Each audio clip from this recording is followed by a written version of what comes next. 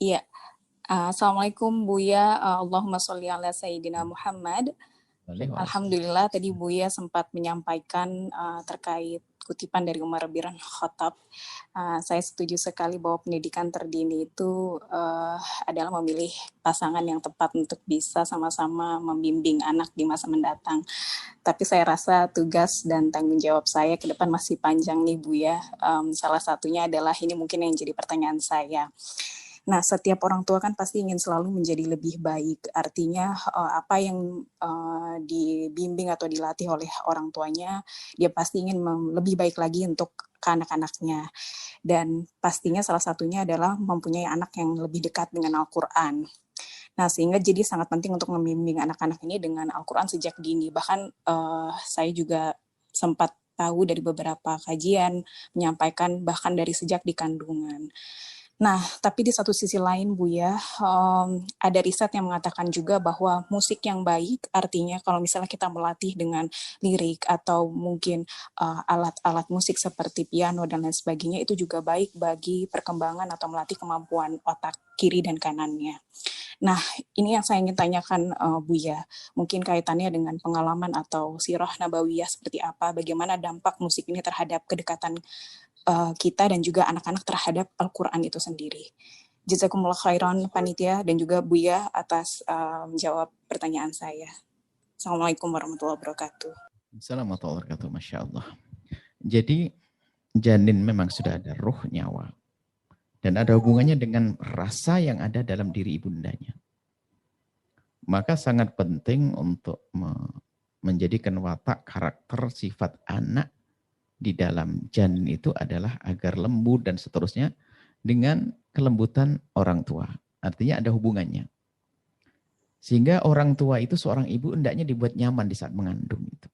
Jangan sampai dia punya banyak permasalahan. Jangan mendengar sesuatu yang ini. Intinya di situ, dinyamankan sebagai seorang ibu. Dinyamankan seorang ibu. Ini kan kaidahnya begitu. Dan itu ada pengaruhnya kepada janin. Maka orang berkata, nyamankan dengan mendengar, memperdengarkan musik yang indah, yang menjadikan orang tersentuh dan sebagainya, sehingga menjadi lembut hatinya. Itu memang benar kalimat semacam itu. Tapi itu kan umum bagi orang yang tidak punya Al-Quran. Sehingga dia tidak sempat menyinggung Al-Quran. Kalau sudah punya Al-Quran, nggak perlu lagi ini dibahas. Jadi negeri-negeri kafir sana juga menggunakan musik yang indah, instrumen yang menarik. Itu memang tujuannya untuk menenangkan suasana, menyejukkan pikiran sang ibu, mental sang ibu. Memang betul itu. Karena banyak seorang wanita hamil itu banyak suasana, keadaan-keadaan yang menjadikan kurang stabil. Ini makanya distabilkan dengan itu semuanya.